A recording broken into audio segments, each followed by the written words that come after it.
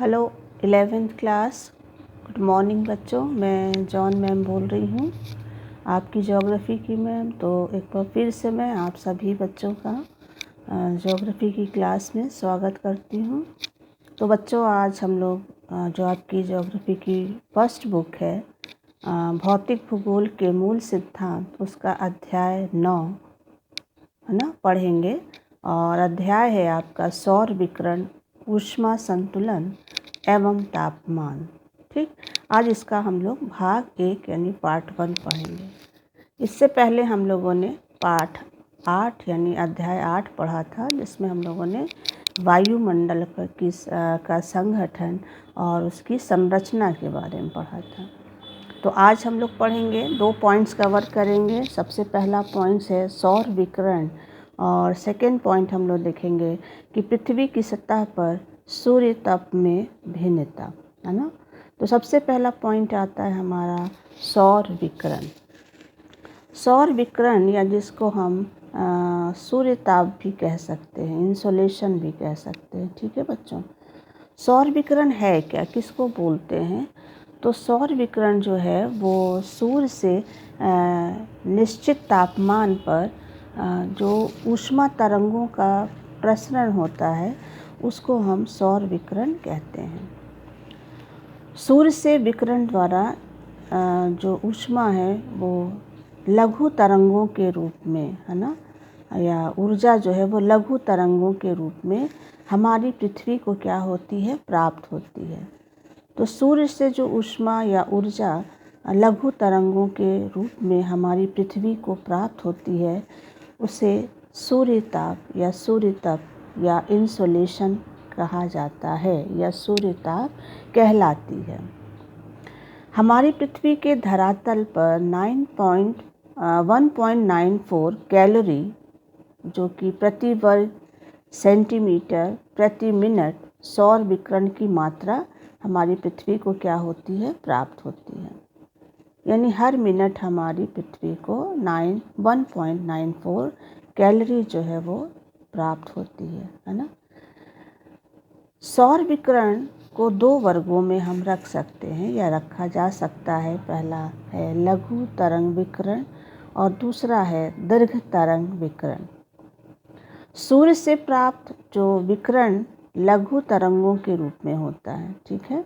यानी सूर्य से जो ऊष्मा लघु तरंगों के रूप में हमारी पृथ्वी को क्या होती है, प्राप्त होती है। जबकि पृथ्वी से होने वाला जो पार्थिव विकिरण है वो दीर्घ तरंग के रूप में होता है। यानी पृथ्वी के द्वारा जो ऊर्जा तरंगों के रूप में पृथ्वी अपने अंदर से निकालती है या प्रसारित करती है, जिसका प्रसरण होता है, तो वो पार्थिव विकिरण जो पृथ्वी के द्वारा होता है वो दीर्घ तरंगों के रूप में होता है। यानी सूरज से जो ऊर्जा आती है पृथ्वी पर, वो लघु तरंगों के रूप में होती है, और पृथ्वी अपने अंदर से जो ऊर्जा, है ना, बाहर निकालती है, वो दीर्घ तरंगों के रूप में होती है। आप सभी को पता है कि पृथ्वी बच्चों सूर्य के चारों ओर चक्कर लगाती है, ठीक है। और कभी कभी ऐसी स्थिति आती है बच्चों की सूर्य के पृथ्वी जो है कभी नज़दीक आ जाती है, निकट आ जाती है, और कभी अपनी मार्ग पर चक्कर लगाते हुए सूर्य से क्या हो जाती है, दूर हो जाती है। तो इन 2 स्थितियों को, जब पृथ्वी सूर्य के निकट होती है और जब पृथ्वी सूर्य के दूर चली जाती है, तो इन 2 स्थितियों को इन 2 नामों से जाना जाता है। सबसे पहला है अपसौर, एपीहेलियन जिसको हम बोलते हैं, और दूसरा है उपसौर यानी परहेलियन। अपसौर क्या होता है? अपसौर बच्चों वो स्थिति होती है जब पृथ्वी सूर्य से क्या होती है, दूर होती है। और ये स्थिति 4 जुलाई को होती है, जब पृथ्वी सूर्य से सबसे अधिक क्या होती है, दूर होती है। यानी इस समय पृथ्वी की जो सूर्य से दूरी होती है वो 15 करोड़ 20 लाख किलोमीटर होती है। तो जब पृथ्वी सूर्य से सबसे दूर स्थिति में होती है तब वो कहलाता है हमारा अपसौर। ठीक है। और उपसौर क्या होता है? अपसौर के विपरीत इसमें पृथ्वी सूर्य के निकट होती है, यानी उपसौर की स्थिति में पृथ्वी जो है वो सूर्य के निकट होती है। और ये स्थिति कब बनती है? ये बनती है आपकी 3 जनवरी को, है ना, जब पृथ्वी जो है वो सूर्य के क्या होती है? सबसे निकट होती है। अर्थात 14 इस समय पृथ्वी की सूर्य से जो दूरी होती है वो 14 करोड़ 70 लाख किलोमीटर होती है। तो इस चित्र से भी हम समझ सकते हैं, ये है हमारी पृथ्वी की कक्षा और ये है सूर्य, है ना, सूरज है। तो एक समय ऐसा आता है जब ये है पृथ्वी हमारी और ये है पृथ्वी। तो जब पृथ्वी इस स्थिति में, पृथ्वी आप देख सकते हैं कि पृथ्वी जो है वो सूर्य से क्या है? काफ़ी दूर है ना। तो दूर की स्थिति को हम क्या बोलते हैं? अपसौर बोलते हैं। ठीक। और ये कब होता है? 4 जुलाई को होता है। ये स्थिति कब बनती है? 4 जुलाई को। और ये वाली स्थिति क्या है? ये स्थिति क्या है? उपसौर की है। यानी उपसौर की स्थिति क्यों है? क्योंकि इसमें आप देख सकते हैं कि पृथ्वी जो है वो सूर्य के क्या है? निकट है। तो ये स्थिति कब होती है? ये स्थिति होती है आपकी 3 जनवरी को, है ना। 3 जनवरी को ये स्थिति बनती है जब पृथ्वी जो है वो सूर्य के क्या होती है? निकट होती है। तो समझ में आ गया कि अपसौर क्या होता है और उपसौर क्या होता है। अपसौर में पृथ्वी सूर्य से क्या हो जाती है? सबसे दूर होती है ना, सबसे दूर चली जाती, सर्वाधिक अधिक दूरी पर होती है। और उपसौर में सबसे निकट होती है ना। इन दिनों में यानी अपसौर के समय जो पृथ्वी की दूरी होती है सूर्य से वो होती है हमारी 15 करोड़ 20 लाख, है ना।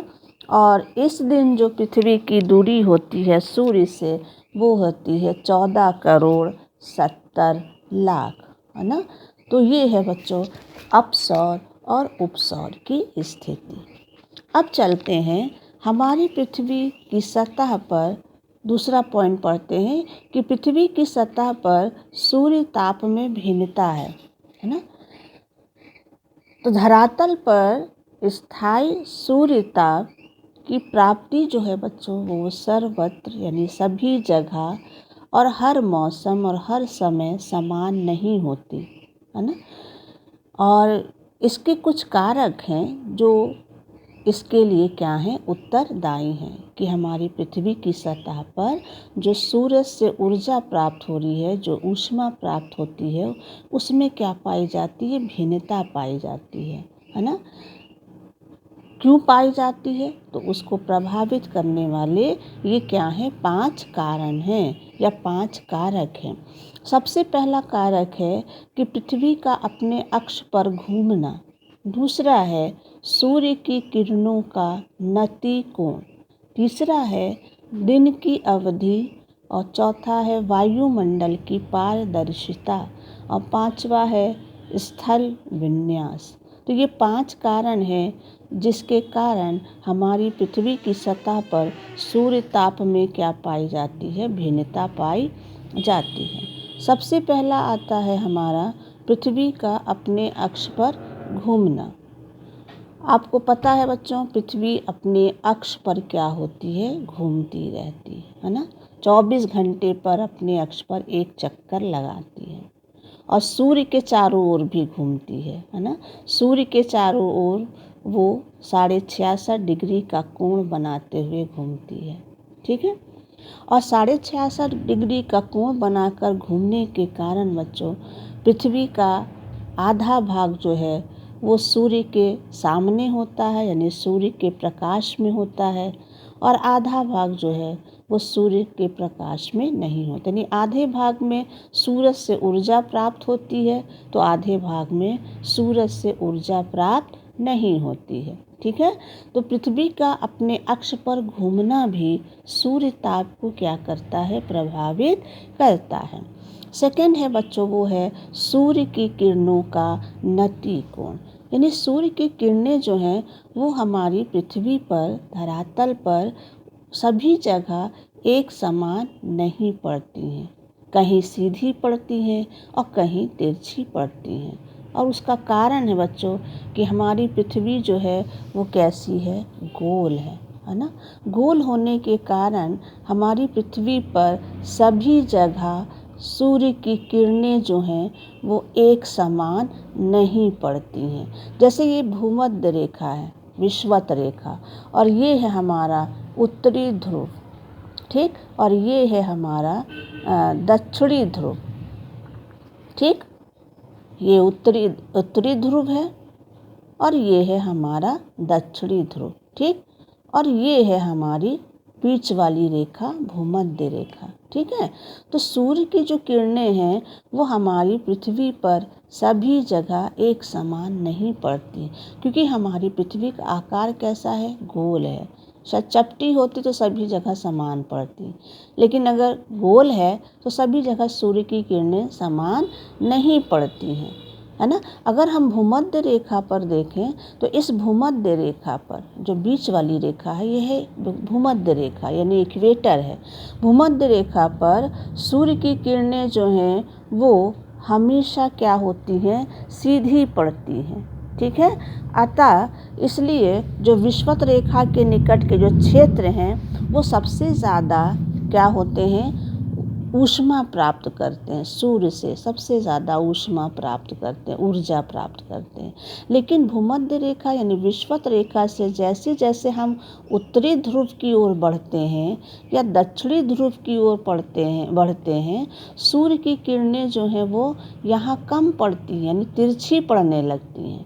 और तिरछी पड़ने के कारण यहाँ ध्रुवों पर सूरज से कम ऊर्जा की क्या होती है, प्राप्ति होती है। आप जानते हैं ना, ध्रुव हमेशा बर्फ़ से जमे रहते हैं, ढके रहते हैं। क्यों रहते हैं? क्योंकि यहाँ सूरज की जो किरणें हैं वो सीधी नहीं बल्कि कैसी पड़ती हैं, तिरछी पड़ती हैं या बहुत कम पड़ती हैं। इसलिए हमारे ध्रुव बहुत ठंडे हैं या बर्फ़ से जमे रहते हैं।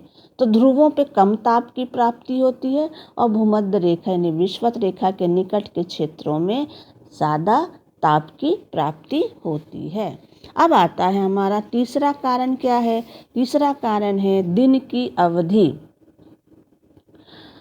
अभी हमने आपको बताया बच्चों कि पृथ्वी जो है वो अपनी धुरी पर यानी अपने अक्ष पर क्या होती है, घूमती रहती है। ना केवल अपने अक्ष पर घूमती है बल्कि सूर्य के चारों ओर भी क्या होती है, चक्कर लगाती है ना। पृथ्वी का मार्ग जो है वो अंडाकार है। अंडाकार मार्ग में पृथ्वी जो है वो सूर्य के चारों ओर क्या होती है, घूमती रहती। जैसे ये पृथ्वी का मार्ग है और ये सूर्य है, ठीक, ये है हमारी पृथ्वी। तो पृथ्वी जो है इस अंडाकार मार्ग में सूर्य के चारों ओर क्या होती है, घूमती रहती है। और इस कारण से पृथ्वी पर क्या होते हैं, ऋतु परिवर्तन होते हैं, है ना। ऋतुएं बदलती हैं। तो ऋतुएं इसीलिए बदलती हैं क्योंकि पृथ्वी जो है सूर्य के चारों ओर क्या होती है, घूमती रहती है। और इस घूमने के कारण पृथ्वी पर ऋतुएं क्या होती हैं, बदलती हैं, है ना। और ऋतुओं के अनुसार, है ना, सूर्य का जो की ऊष्मा है या सूर्य की जो ऊर्जा है उसकी मात्रा भी क्या होती है, अलग अलग होती है। जैसे उदाहरण के लिए बच्चों, ग्रीष्म ऋतु में यानी गर्मी के ऋतु में या गर्मी के मौसम में सूर्य की किरणें जो होती हैं वो सीधी होती हैं, है ना, और अधिक अवधि तक होती हैं। इस कारण से गर्मी में सूर्य ताप की मात्रा क्या होती है, अधिक होती है। लेकिन जहाँ शीत ऋतु होती है या जाड़ा आता है तो आपने देखा होगा कि किरणों में जो है विकिरण अधिक होने यानी उनमें तिरछी होने के कारण वहाँ पर सूर्य ताप की प्राप्ति क्या होती है, कम होती है। अब जाड़े में देखिए गर्मी ठंडा लगता है। क्यों लगता है? क्योंकि इस जाड़े में सूर्य की किरणें जो हैं वो क्या होती हैं, तिरछी पड़ने लगती है ना। तो इसलिए कम ऊर्जा प्राप्त होता है। लेकिन जहाँ गर्मी आता है तो वहाँ ज़्यादा गर्मी मिलने लगती। क्यों मिलती हैं? कि उन दिनों सूर्य की किरणें हमारी सतह पर, पृथ्वी पर क्या होती हैं? सीधी आती हैं। समझ में आ रहा? तो सीधी किरणें जो हैं जहाँ पड़ती हैं वहाँ ज़्यादा ऊर्जा मिलती। मान लीजिए आपकी पृथ्वी है ना, और ये है सूर्य। तो जहाँ सीधी आ रही हैं वहाँ ज़्यादा ऊर्जा मिलती है, क्योंकि जो सीधी किरणें आती हैं उनको हमारी पृथ्वी के ऊपर कम क्षेत्र क्या करना पड़ता है? घेरना पड़ता है। इसलिए ऊर्जा नष्ट नहीं होती। लेकिन जहाँ तिरछी आती हैं तो इनको काफ़ी बहुत बड़ा क्षेत्र क्या करना पड़ता है? घेरना पड़ता है, कवर करना पड़ता है। इसलिए इनकी अधिकतर ऊर्जा क्या हो जाती है? नष्ट हो जाती है। इसलिए पृथ्वी पर जहाँ तिरछी किरणें होती हैं वहाँ कम ऊर्जा प्राप्त होती है, और जहाँ सीधी आती हैं वहाँ अधिक ऊर्जा क्या होती है? प्राप्त होती है। तो जहाँ तिरछी वहाँ कम, और जहाँ सीधी किरणें आती हैं सूर्य की वहाँ अधिक ऊर्जा की क्या होती है? प्राप्ति होती है। तो यही कारण है बच्चों कि हम लोग को गर्मी में ज़्यादा सूर्य ताप मिलता है, सूर्य से ऊर्जा प्राप्त होती है, और जाड़े में क्या होती है? कम ऊर्जा की प्राप्ति होती है, क्योंकि जाड़े में सूर्य की किरणें जो हैं वो क्या होती हैं? वो फैलने लगती हैं। ठीक है। अब आता है वायुमंडल की पारदर्शिता। वायुमंडल की पारदर्शिता का मतलब होता है, कभी कभी आपने देखा होगा कि हमारा जो वायुमंडल है, आसमान है, वो बिल्कुल साफ़ होता है और खूब साफ चमकीली धूप निकलती है ना। लेकिन कभी कभी ऐसा भी होता है कि वायुमंडल में ज़्यादा धूल के कण हो जाने से, जल वाष्प हो जाने से, या बादल छाने से, है ना, उस समय सूरज की जो ऊर्जा है वो पृथ्वी पर प्राप्त नहीं होती, क्योंकि ये सभी जलवाष्प, मेघ जो हैं, बादल जो हैं, वो सूर्य की ऊर्जा को या किरणों को क्या कर देती हैं? परावर्तन कर देती है ना। इस कारण से जब वायुमंडल में जल वाष्प की मात्रा हो, बादल हो, धूल के कण ज़्यादा हो, तो उस स्थिति में पृथ्वी को सूर्य से जो ऊर्जा मिलती है वो बहुत कम मिलती है ना। किसकी तुलना में? जब आसमान, हमारा वायुमंडल एकदम साफ होता है। अब आता है हमारा लास्ट कारण क्या है? स्थल विन्यास। सूर्य ताप को स्थल विन्यास भी प्रभावित करता है। स्थल विन्यास के अंतर्गत कई सारी ऐसी विशेषताएं हैं बच्चों जो हमारे सूर्य ताप पर क्या करती हैं? प्रभाव डालती हैं। जैसे आपकी वो विशेषताएं हैं जो हमारी पृथ्वी पर पाई जाती हैं, महाद्वीप, महासागर, पर्वत, मैदान, ये वो स्थल विन्यास हैं जो हमारी सूर्य से आने वाली ऊर्जा को क्या करती हैं? प्रभावित करती हैं। यानी सूर्य ताप को क्या करती हैं बच्चों? प्रभावित करती हैं। तो यही कारण है बच्चों कि हमारी जो पृथ्वी की धरातल की जो सतह है, पृथ्वी की सतह है, उस पर सभी जगह एक समान क्या नहीं मिलता है? सूर्य ताप या ऊर्जा जो है वो सूर्य की प्राप्त नहीं होती। भूमध्य रेखा पर अधिक और ध्रुव पर क्या होती है? कम, है ना। और जहाँ सीधी पड़ेंगी वहाँ ज़्यादा मिलेगा सूर्य ताप, और जहाँ तिरछी पड़ेंगी वहाँ कम ताप जो है उसकी क्या होती है? प्राप्ति होती है। तो ये हो गया 2 पॉइंट बच्चों जो आज हम लोगों ने पढ़ा है। पहला पॉइंट हमने पढ़ा कि सौर विकिरण क्या है, यानी जिसको हम सूर्य ताप या इंसोलेशन भी बोलते हैं। तो सूरज से लघु तरंगों के रूप में हमारी पृथ्वी को जो ऊर्जा मिलती है उसी को हम सौर विकिरण या सूर्य ताप के नाम से जानते हैं। ठीक है। और उसके बाद हम लोगों ने देखा पृथ्वी की सतह पर सूर्य ताप में भिन्नता, क्यों भिन्नता पाई जाती है, तो उसके हम लोगों ने 5 कारण पढ़ लिए। तो थैंक यू बच्चों, आज का वीडियो यहीं तक। अगले वीडियो में हम लोग आगे का भाग पढ़ेंगे। Thank you.